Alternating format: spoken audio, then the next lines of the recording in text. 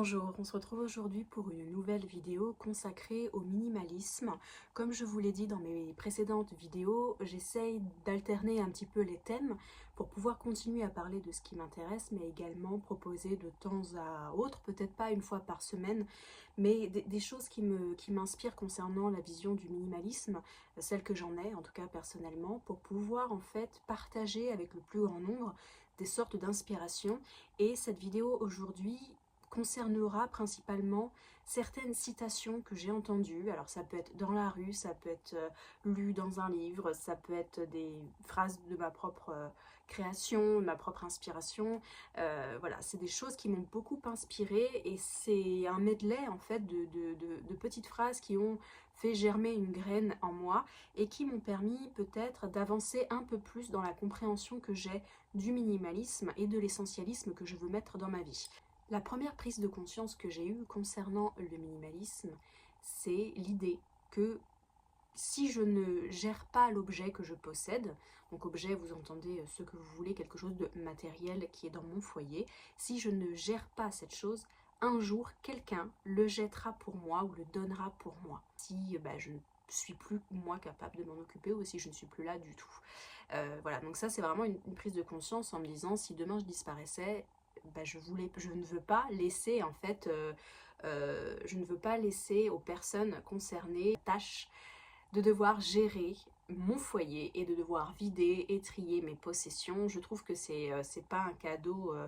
simple à faire à quelqu'un, surtout quand on est en phase de deuil ou voilà, on n'a pas envie en fait de mettre le nez dans les affaires très intimes des gens et de devoir gérer à leur place ce qu'elles auraient fait, en fait, essayer de deviner ce qu'elles auraient fait avec ça. J'ai lu un livre à ce sujet qui s'appelle Comment j'ai vidé la maison de mes parents et c'est vrai que ça m'a beaucoup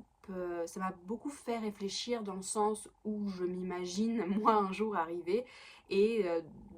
voir toutes les affaires d'une personne qui, à elle, était familière, où elle avait ses habitudes de rangement, les souvenirs de voyage qu'elle avait accumulés, cette personne. Et c'est un exercice assez difficile à imaginer, ou alors si vous l'avez vécu vous-même, vous devez savoir de quoi je parle. Gérer les possessions de quelqu'un quand ce ne sont pas les nôtres, c'est très intime et très dur, je trouve, à gérer. Donc la première phrase que je voulais partager ici, c'est un jour quelqu'un s'occupera de cet objet et si ce n'est pas vous, ce sera une tâche que devra accomplir une personne et ça pour moi ça a été une prise de conscience parce que ça m'a permis de vider des choses qui pour moi-même n'étaient pas importantes et que je ne voulais surtout pas que les autres aient à gérer, voilà, soit des tas non triés depuis des années, ça peut être des choses dans la cave ou dans le garage, je me dis autant le faire soi-même pour éviter qu'un jour quelqu'un ait à le faire pour nous. La deuxième phrase qui m'a beaucoup marquée aussi récemment, c'est la phrase « Quand on sort de chez nous, tout le monde se bat pour attirer notre attention et essayer de nous vendre quelque chose. » Alors ça dépend de la partie du monde dans laquelle vous êtes. Je pense que le consumérisme est largement répandu et il y a cette idée effectivement quand vous sortez dans la rue, on va essayer de vous vendre quelque chose, que ce soit par la publicité visuelle, que ce soit par la présence de commerce. Et c'est vrai que jusqu'à très récemment, quand on rentrait chez soi, on était entre guillemets protégé de ce consumérisme qu'on n'importait pas avec nous. Mais avec l'existence maintenant, je trouve, de l'ordinateur et du téléphone, ça vient à nous par les newsletters, par les SMS de rappel, de promotion, et vraiment on a cette idée de on doit se fermer, se protéger à cette notion-là qui est très forte et quand on commence à regarder et à prendre conscience de cette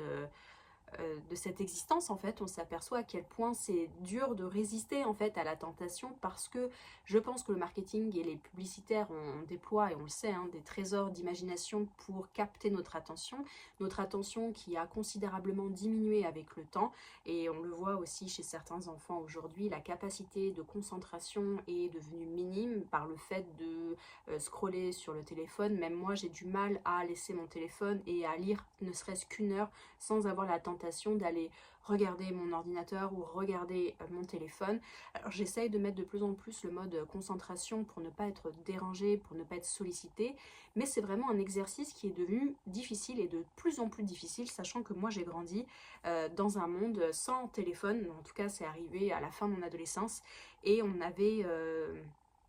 on avait une capacité de concentration beaucoup plus importante que celle que j'ai aujourd'hui, et plus j'ai tendance à vieillir, plus malheureusement elle se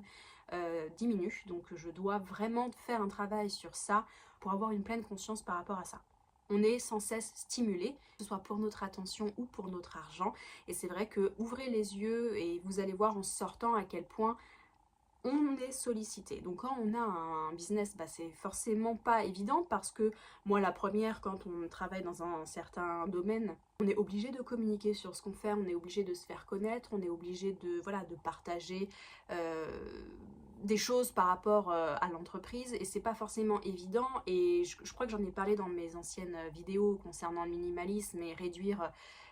obtenir un confort numérique. C'est un peu le serpent qui se mord la queue, parce que moins on communique, moins les gens nous connaissent. Et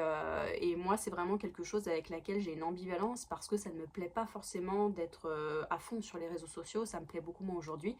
Mais par malheur, en fait, on est obligé d'avoir une présence, en tout cas numérique, même si j'essaye de la réduire au maximum. La troisième idée que je voulais mettre en évidence ici, c'est moins j'ai de vêtements et d'accessoires, plus j'ai de choses à me mettre le matin. Alors ça, je ne sais pas si ça va être très très clair, mais en fait j'ai beaucoup aimé l'idée de dire plus on réduit nos possessions,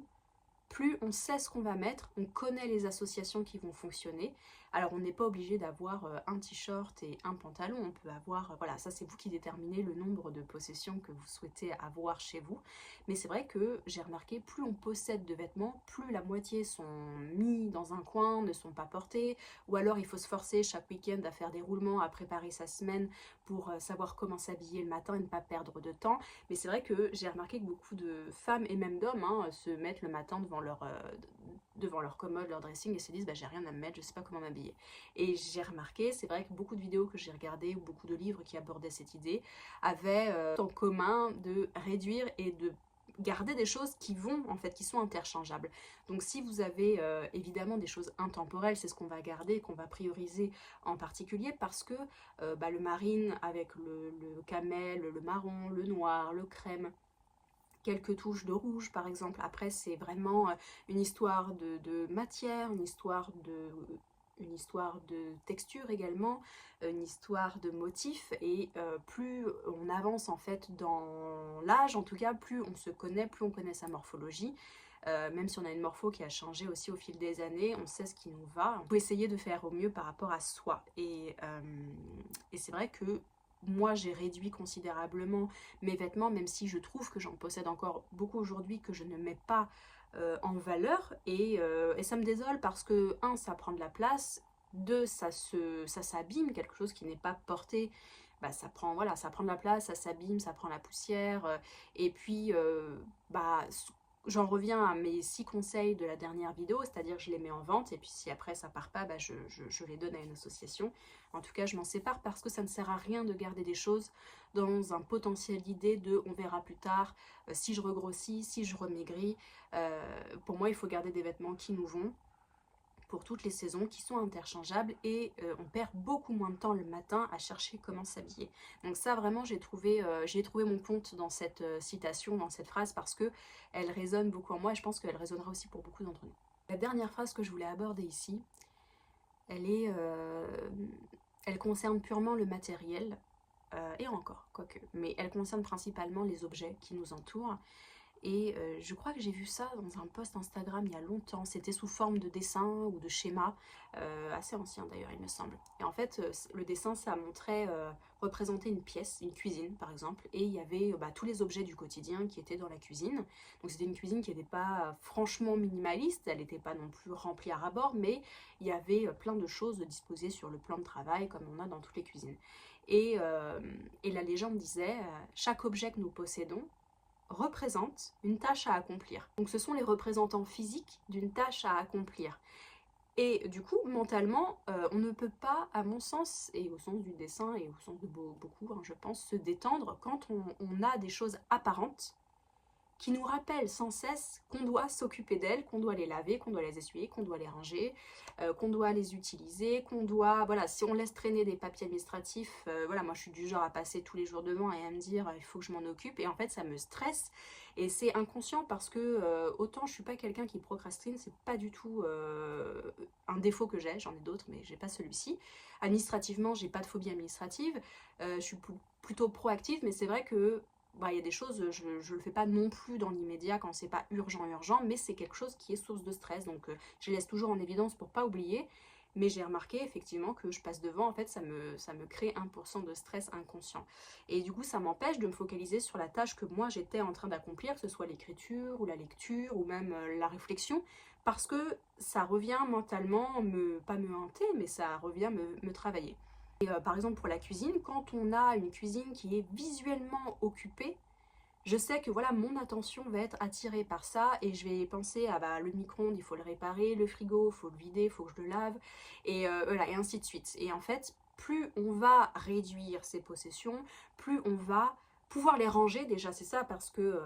il y a beaucoup de gens qui disposent d'assez d'espace pour tout caser et ne rien faire apparaître. Moi je sais que c'est pas mon cas, et du coup il y a beaucoup de choses qui sont apparentes, même si j'ai fait aussi un énorme tri et que c'est de moins en moins le cas. Mais que ce soit votre chambre, que ce soit vos chaussures, en fait n'importe quoi qui est présent sont une tâche en fait à accomplir, un représentant physique, et ça je trouve ça très juste, et c'est quelque chose à laquelle j'avais jamais forcément pensé. Par exemple, je suis en train de voir derrière moi, là, mon attention est attirée par ça parce que je sais que je dois ranger. Voilà, je dois ranger ceci, je dois trouver une place, etc. Et en fait, c'est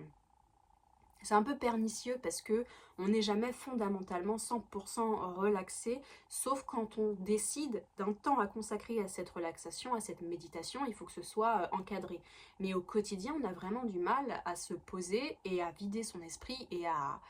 voilà, laisser passer tout ce qui est charge mentale, toutes les tâches, les to-do list, etc., etc. Et c'est vrai que bah, plus on a de possession visuelle, surtout dans les espaces communs, plus la personne qui va gérer la vaisselle, le ménage, etc. va y penser parce que bah, elles sont sous notre nez. Donc ça c'était une idée assez intéressante que je voulais partager avec vous parce que bah, c'est pas forcément des réflexions qu'on a au quotidien quand on ne s'intéresse pas au minimalisme, mais j'avais envie voilà, d'aborder ça parce que ce sont des citations qui peut-être pour vous auront un écho, et ça me donne envie d'aller un peu plus loin dans une prochaine vidéo. J'ai envie d'aborder un certain rituel, je pense que vous connaissez si vous vous intéressez au minimalisme, un rituel d'un pays nordique d'ailleurs, par rapport à ma toute première citation qui concernait le fait de jeter soi-même, sinon quelqu'un le fera pour nous. Et c'est quelque chose que j'ai mis en place sans savoir que c'était exactement ça, mais après voilà, mon épreuve qui est arrivée il y a 2 ans, c'est quelque chose dont j'ai pris conscience, le fait de ne pas laisser les autres gérer ma vie et gérer mes possessions, que je sois là ou je ne sois plus là en fait, voilà. J'espère que cette vidéo vous aura inspiré, je suis comme d'habitude disponible en commentaire si vous le souhaitez, et puis je vous retrouve bientôt pour une prochaine vidéo. Ciao!